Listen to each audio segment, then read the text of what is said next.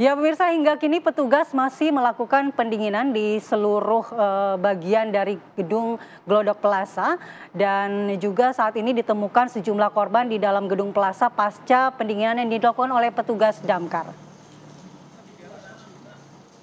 Terdata sebanyak 4 jenazah telah ditemukan dengan 3 jenazah telah dibawa ke Rumah Sakit Polri Kramat Jati, Jakarta Timur dan 1 jenazah lagi masih berada di dalam gedung.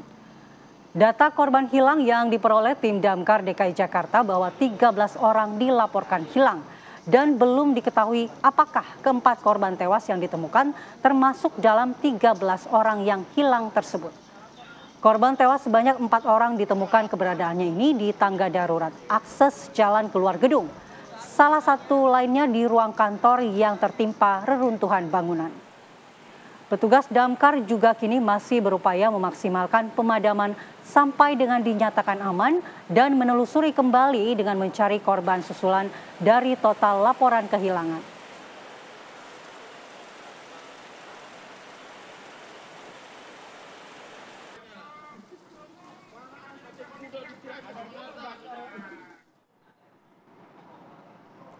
Dan pemirsa, untuk mendalami peristiwa kebakaran di Glodok Plaza, kita sudah bergabung dengan rekan Adi Mulya yang sudah berada di lokasi. Selamat pagi Adi Mulya, silahkan dengan laporan Anda. Baik, selamat pagi Andi Kumala dan juga pemirsa. Hingga saat ini memang dari pemadam ini masih berusaha melakukan pendinginan. Terlebih memang masih ada beberapa korban yang diduga masih terjebak di dalam. Ya, untuk update-nya saat ini di belakang kami ini, dari pemadam ini terdapat pemadam yang masuk ke dalam untuk mengambil korban yang diduga masih terjebak, dan total korban yang diduga menjadi korban dalam kebakaran di Glodok Plaza ini, update terkini di pukul 00 tadi ini mencapai 14 jiwa. Bisa Anda saksikan pemirsa di belakang kami, memang ini api sudah tidak terlihat dan sudah tidak terlihat, asap-asap pun sudah tidak terlihat, namun dari pemadam ini masih berusaha melakukan penyisiran dan proses cek dan recheck bagaimana kemudian agar api dan asap ini sudah sepenuhnya padam di bangunan Glodok Plaza. Dan untuk dugaan sementara sumber api di mana berasal, ini masih menjadi dugaan entah di lantai 7, 8, atau 9 yang menjadi dugaan kuat sumber api berasal. Memang untuk sejauh ini bisa Anda saksikan, ini merupakan bangunan Glodok Plaza yang pada Rabu malam dilahap si jago merah dengan api yang sangat besar dan kemudian menimbulkan banyak korban jiwa, yang diantaranya korban-korban ini sudah dievakuasi ke Rumah Sakit Polri Kramat Jati. Nah, pemirsa bisa Anda saksikan, ini merupakan bekas-bekas proses pendinginan dan juga pemadaman dari pemadam kebakaran yang hingga saat ini memang masih terus melakukan pendinginan. Dan bahkan saya sempat sebutkan tadi, pihak pemadam ini masih berupaya mengevakuasi korban yang diduga masih terjebak di dalam. Nah, untuk api ini masih sifatnya dugaan. Ada yang menduga ini berasal dari konsleting listrik dari sebuah tempat hiburan yang ada di Glodok Plaza. Dan kami akan coba pemirsa bertanya-tanya kepada dengan Pak Josia selaku pakar konstruksi bangunan untuk mengetahui apa sebetulnya masalah dan juga problem-problem konstruksi yang ada di bangunan Glodok Plaza ini. Selamat pagi Pak Josia. Selamat pagi Mas Adi. Bagaimana Pak, Bapak melihat adanya kebakaran di sini, bisa Anda gambarkan dari segi konstruksinya? Iya, kalau saya lihat dari sisi konstruksinya ya, memang ini merupakan, kita lihat bangunan beton, dan pastinya kalau suatu bangunan mengalami kebakaran itu pasti akan ada pengaruhnya terhadap strukturnya. Jadi artinya belum tentu katakan misalnya tidak kuat, tapi pasti akan ada pengaruhnya. Dan kalau katakanlah misalnya ini akan digunakan kembali, pastinya harus dilakukan pemeriksaan, harus dilakukan assessment mengenai kekuatan strukturnya. Sebetulnya Pak, apa yang seharusnya jadi fokus agar bangunan itu aman Pak dari bencana kebakaran Pak? Iya, Jadi sebetulnya pemerintah sudah mengeluarkan banyak undang-undang juga termasuk undang-undang bangunan gedung ya. Yaitu ada Undang-Undang 28 tahun 2002, kemudian juga ada turunannya itu mengenai peraturan pemerintah nomor 16 tahun 2021. Nah, di situ sudah ada juga mengenai SLF, sertifikat layak fungsi. Apalagi untuk bangunan umum, dan itu tiap 5 tahun itu harus diperbarui. Jadi seharusnya kalau katakanlah misalnya itu dilakukan, artinya tiap 5 tahun diadakan pemeriksaan ini meliputi baik arsitekturnya, strukturnya maupun mekanikal, elektrikal, dan plumbing. Baik Pak, ditahan dulu, ini pembahasan kita sangat menarik, namun kita harus jeda sejenak. Nah pemirsa, pembahasan mengenai bagaimana kemudian konstruksi yang aman agar selamat dari bencana kebakaran masih akan kita terus lanjutkan dengan Pak Josia selaku pakar konstruksi, dan kita juga akan ulik dari segi yang lainnya, jadi tetap bersama kami di Apa Kabar Indonesia Pagi.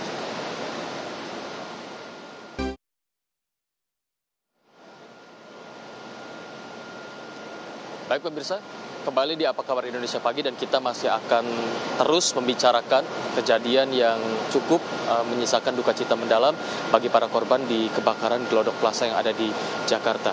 Nah pemirsa, infonya kami mendapatkan informasi akan ada jenazah yang kembali dievakuasi. Jumlahnya kami belum dapat memastikan berapa, yang jelas infonya akan ada jenazah yang kembali akan diturunkan dan dievakuasi dari gedung Glodok Plaza yang saat ini memang masih proses pendinginan dilakukan, dan juga dari pihak pemadam pun masih terus melakukan penyisiran. Namun untuk lebih jauh lagi kami akan coba kembali mengajak Anda berbincang kembali dengan pakar konstruksi Pak Josia yang tadi sempat sebelum jeda kami bertanya-tanya mengenai bangunan yang ada di Glodok Plaza, bagaimana keamanannya. Nah kita akan tanya-tanya nih Pak Josia, lalu bagaimana Pak untuk bangunan bekas kebakaran ke depannya, ini keamanannya seperti apa? Perlukah renovasi atau restrukturisasi yang cukup masif dalam bangunan yang bekas kebakaran ini Pak?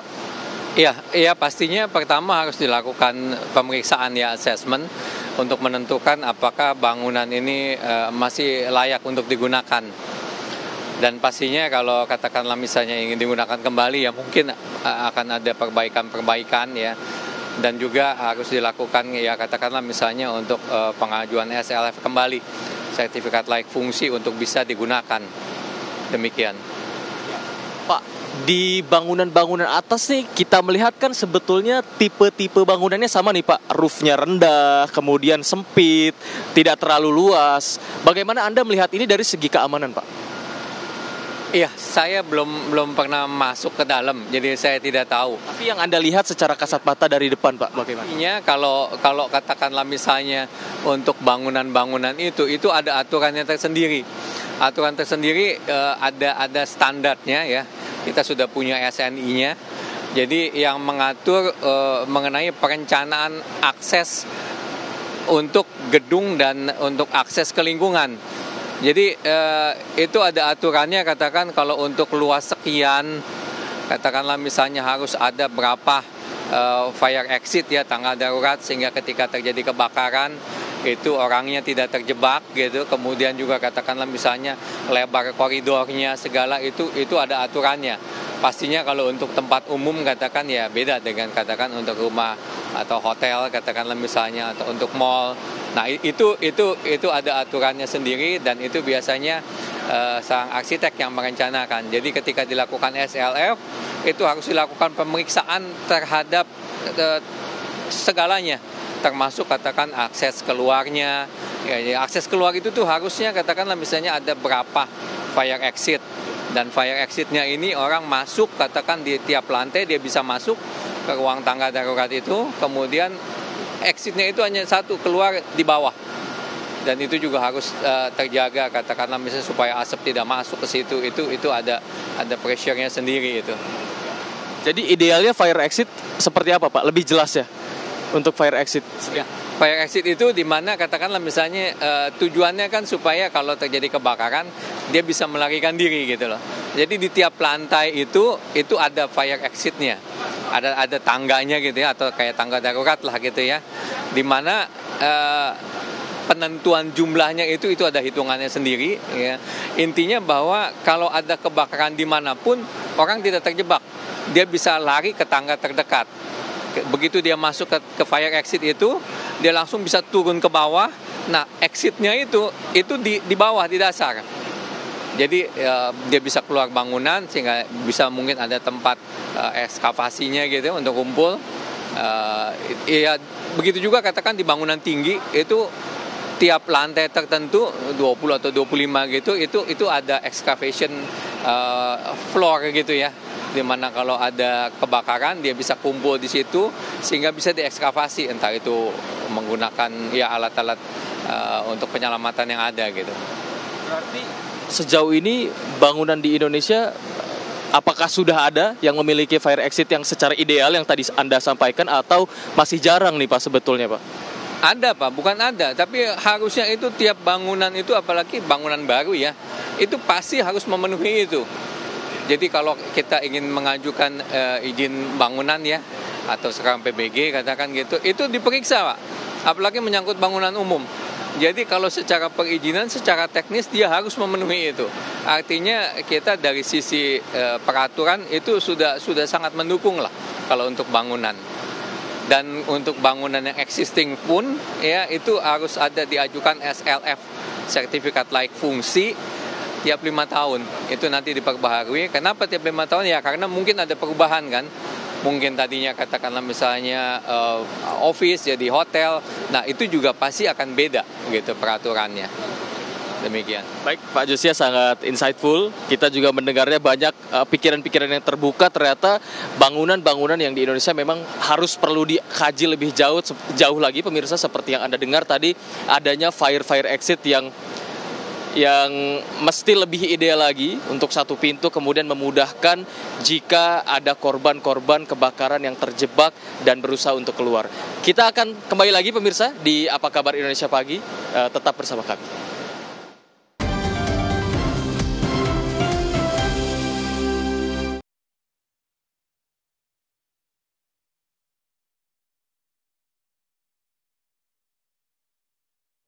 Dan kami masih akan terus bertanya-tanya. Baik pemirsa, kembali di Apa Kabar Indonesia Pagi dan kita akan terus berbincang-bincang mengenai kebakaran yang ada di Glodok dan masih ada pertanyaan-pertanyaan yang memang kita akan ajukan ke Pak Josia selaku pakar konstruksi. Ya, Pak Josia, kita lanjutkan nih Pak. Pertanyaan soal tadi fire exit saya masih belum mendengar lebih lengkapnya seperti apa bangunan idealnya agar meminimalisasi korban kebakaran itu ada nih Pak. Iya, jadi seperti yang saya katakan itu ada aturannya sendiri. Katakanlah misalnya tiap luasan berapa itu harus ada fire exit-nya berapa, 1 buah katakan misalnya. Kemudian juga itu dipengaruhi juga oleh bentuk bangunannya katakannya. Tapi intinya itu harus ada supaya tidak ada orang yang terjebak ketika terjadi kebakaran. Nah, untuk fire exit ini ya tidak hanya fire exit ya, tapi juga alat-alat pendeteksi kebakaran itu juga harus ada. Jadi alat pendeteksi kebakaran harus ada, kemudian juga APAR atau alat pemadam api ringan yang portable itu juga harus ada. Kemudian juga sistem pemompaan untuk kebakaran, katakanlah misalnya itu harus ada. Kemudian juga untuk kabut air atau sprinkler itu juga ada aturannya tertentu. Dan mengenai kelengkapan ini harus di-update gitu. Itu seperti saya katakan tiap 5 tahun itu harus dilakukan pembaharuan untuk SLF-nya, sertifikat layak fungsi, dan sebelum ini keluar itu dilakukan pemeriksaan assessment mengenai item-item itu tadi.